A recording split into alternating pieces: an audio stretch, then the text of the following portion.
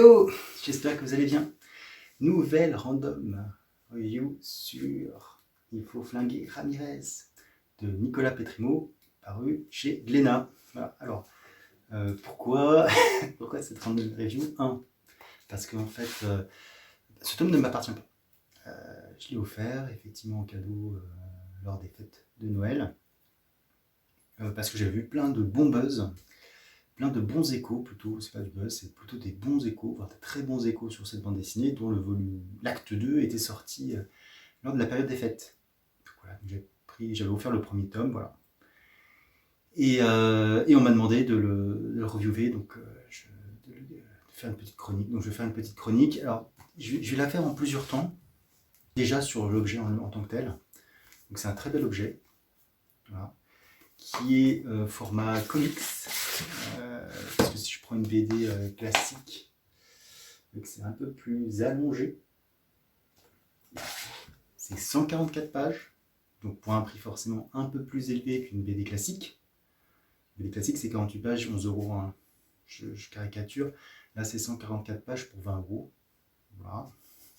Donc ça reste quand même il y a vraiment un bon rapport quantité-prix, et la qualité, là aussi, est assez folle. En tout cas, moi, ça m'a bien plu. Ça m'a bien plu. Alors, il y a des petits défauts, hein, c'est normal, mais je trouve que l'objet est beau. Il y a, comment dire, des bonus. Il y a pas mal de choses très intéressantes. Alors, si on commence par raconter un petit peu l'histoire de Il faut flinguer Ramirez, donc, alors je vais vous montrer quelques pages. En plus, il y a plein de choses dans ce bouquin. Donc, vous voyez là, déjà là, des pages intérieures avec un aspirateur. Parce que oui, Ramirez est un réparateur d'aspirateurs. Voilà. Donc l'aspirateur, le Robotop, une marque Robotop. Donc ce qui se passe, c'est qu'on va suivre tout simplement... alors il y a un procédé assez classique au début, qui est apprécié ou pas. Donc après, je vais vous montrer quelques pages. Ouais, en fait, on voit que les pages déjà, elles sont très belles. Il y a beaucoup de splash page. Il y a beaucoup des découpages très originaux, et surtout des textes qui sont mis par ordinateur. Donc on voit que c'est pas du lettrage classique. Donc sur impression, qui donne une idée de relief, un petit peu comme certains jeux vidéo. C'est assez intéressant en fait, ça mélange pas mal de choses, cette histoire. Donc on suit, alors il y a un flashback au début, mais je vais pas vous le raconter. Voilà, en plus ça fait vraiment très bande-annonce, vraiment très cinématique, très cinéma. Voilà. C'est chapitré, et donc en fait on va suivre les aventures de ce Ramirez, donc ce réparateur d'aspirateur qui est muet, qui a environ une quarantaine d'années, et voilà, qui est avec ses collègues, etc. Comment ça se passe? C'est le meilleur réparateur. Ça se passe dans les années 80, 86 il me semble exactement. Voilà.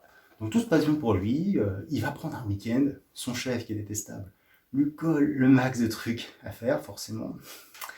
Et voilà. Et à un moment donné, ce qui se passe, c'est que deux espèces de zigotos un peu mafiosos, qu'on voit ici, viennent à la société parce qu'ils ont un problème avec un mixeur. Donc ils ont fait tout le trajet pour voir et pour dire voilà, c'est pas normal, mon mixeur est tombé en panne, enfin bref. Et quand ils voient Ramirez, à ce moment-là, ils ont un déclic, ils disent mais tu le reconnais pas, tu vois pas qui c'est, et ils contactent leur boss. Et à partir de ce moment-là, bah, tout part en vrille, j'ai envie de dire. Alors il y a pas mal de choses aussi qui sont mises au début qui expliquent ce qui va se passer, donc c'est plutôt assez intéressant. C'est du polar dans les années 80, avec toutes les petites références qu'on peut trouver dans les années 80. Des mafiosos mexicains un petit peu clichés, la moustache, pas mal de choses comme ça. Il y a aussi une histoire...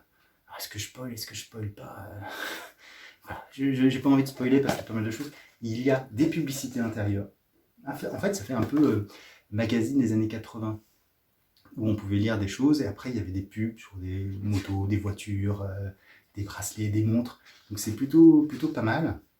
Voilà. Pas mal de petites pubs comme ça. Donc ce qui fait que ça donne un ensemble assez original.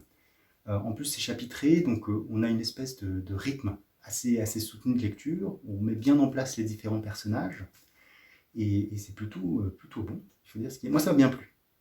Ça m'a bien plu. Le tome se finit sur un cliff qu'on pouvait voir venir. J'avoue que là, c'est peut-être le point de déception parce qu'on se doute bien qu'il y a un truc qui est pas net et qui a une autre explication. Donc c'est bien le seul point parce que après, effectivement, je sais pas en combien de tomes c'est, je sais que là, il y a le deuxième acte 2 qui est sorti. Alors est-ce que ça se fait est-ce que c'est un diptyque ou pas, j'en sais rien. En tout cas, c'était plutôt intéressant de voir tout ça. Et puis après, pour ceux qui cherchent les références, il y a pas mal de petites références par-ci par-là. Moi, je suis pas très fort à ce jeu-là. Le jeu des 7 horreurs, le jeu des références, je suis pas top. Mais si vous avez envie de regarder, il y a pas mal de choses là-dedans, donc il faut creuser. Les pages sont assez détaillées. Il y a vraiment pas mal de choses à regarder. Et puis, voilà, c'est une plongée finalement dans ce polar type années 80. Voilà. Donc c'est plutôt pas mal. Je vous déconseille de lire la quatrième, voilà, parce que moi je trouve que ça spoil un petit peu trop.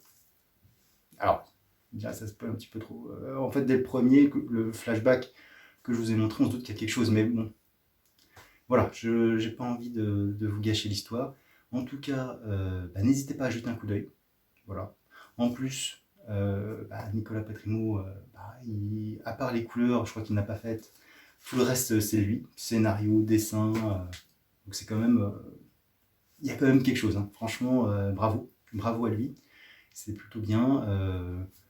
Merci à Glénat de proposer aussi ce type de format un peu spécifique, de croire en des projets qui sortent un petit peu de l'ordinaire. En tout cas, c'est bien. C'est une bonne petite surprise. Voilà. Donc, je vous conseille de jeter un coup d'œil, de lire, de feuilleter, de vous accrocher dessus, et puis voilà. Sur ce, n'hésitez pas, comme d'habitude, à liker, disliker, commenter.